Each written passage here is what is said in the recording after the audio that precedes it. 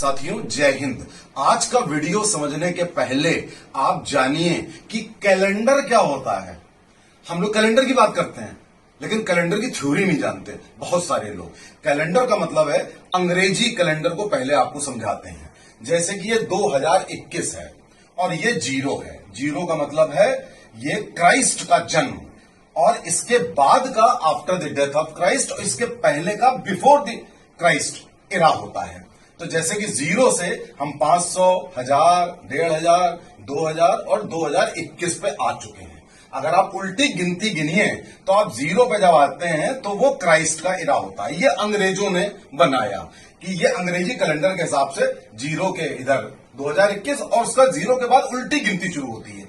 फिर यहां 500 आया, 1000 आया, 2000 आया, 3000 आया। ये कैलेंडर अंग्रेजों का कैलेंडर है। लेकिन साथियों एक कैलेंडर हमारे देश का, हमारे देश की धरोहर है और वो कैलेंडर है राजा विक्रमादित्य का कैलेंडर। राजा विक्रमादित्य का जन्म सन 57 बिफोर दी क्राइस्ट, यानी कि इस जीरो के पहले, बाद वाले जीरो में नहीं, 57 में राजा विक्रमादित्य ने राजपाट संभाला था। इसीलिए जो राजा विक्रमादित्य का कैलेंडर है वो इस 57 से शुरू होता है। हम संवत और सन में अंतर क्या समझते हैं? अक्सर छात्र ये जान नहीं पाते कि संवत और सन में क्या अंतर है। सन अगर 2021 है, इसमें आप राजा विक्रमादित्य का राजपाट संभालने का 57 ईयर वाला जोड़ दीजिए तो ये हो जाता है 2078। तो जब भी आपको संवत कैलकुलेट करना है तो आप सन में 57 जोड़ दीजिए, राजा विक्रमादित्य का 57 वाला साल जोड़ दीजिए तो वो संवत हो जाता है। तो ये संवत से जो कैलेंडर शुरू हुआ वो राजा विक्रमादित्य का कैलेंडर था। जो आप पंचांग देखते हैं, राशि देखते हैं, गोचर देखते हैं, नक्षत्र देखते हैं और पंचांग में आप इतने सूक्ष्म कैलकुलेशन जो आपको दिखाई पड़ते हैं, जो नासा वाले इतनी मशीनों के बाद, इतने एडवांसमेंट के बाद निकालते हैं, वो सन 57 में राजा विक्रमादित्य, इस देश के उज्जैन के विक्रमादित्य, उन्होंने इसकी स्थापना की थी पंचांग की। और उस पंचांग को हम लोग पढ़ते हैं, उससे हम सब चीज कैलकुलेट कर लेते हैं नासा से बेहतर। ये जानिए आप लोग, ये राजा विक्रमादित्य, ये इनकी हम आपको अगर बताएं इनकी थ्योरी तो सन 561 के आसपास गौतम बुद्ध का जन्म हुआ था। तब बुद्धिज्म का एरा आ गया था और बुद्धिज्म के एरा के बाद कौटिल्य का एरा आया। कौटिल्य ने मौर्य जो शासन है उसकी नींव डाली और एक विशाल भारत बनाया।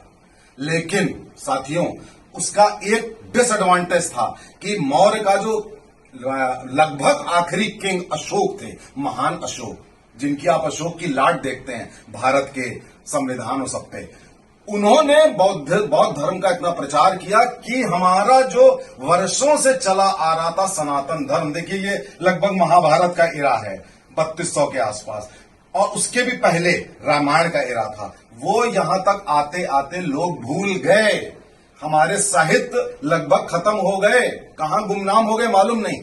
उसको रिवाइव करने का काम राजा विक्रमादित्य ने किया सन 57 में, बिफोर क्राइस्ट 57 में।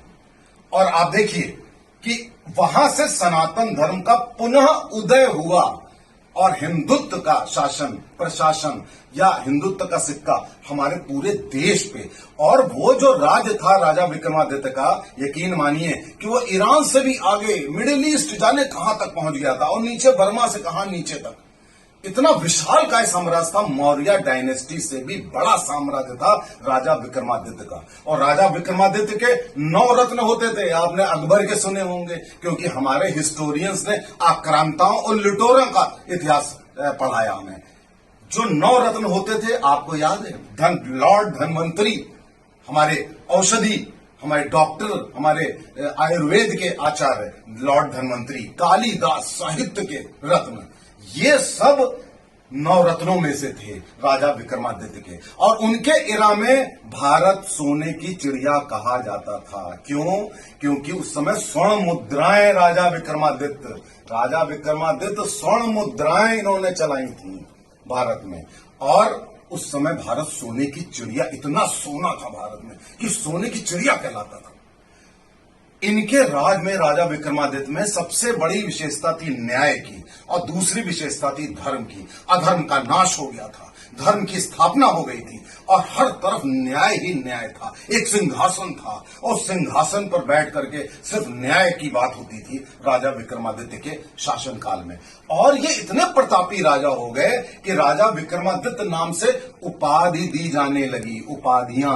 और आप यकीन नहीं करेंगे कि सन 0 जो ये वाला है और से 500 साल तक 5 बार राजाओं को विक्रमादित्य की उपाधि दी गई। इस समय लगभग 400 से 500 के बीच में चंद्रगुप्त II, उसको भी चंद्रगुप्त विक्रमादित्य कहा जाता था, क्योंकि विक्रमादित्य की उपाधि बहुत बड़ा सम्मान होता था। 5 राजाओं को मिल चुका था। अपने बच्चों को बताइए राजा विक्रमादित्य के बारे में, अपना इतिहास जानिए।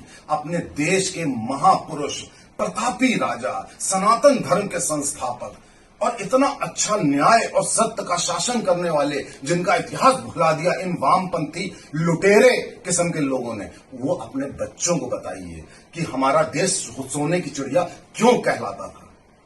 और अगर आप ये असली इतिहास बताएंगे तो हमारा सीना गर्व से फूल उठेगा।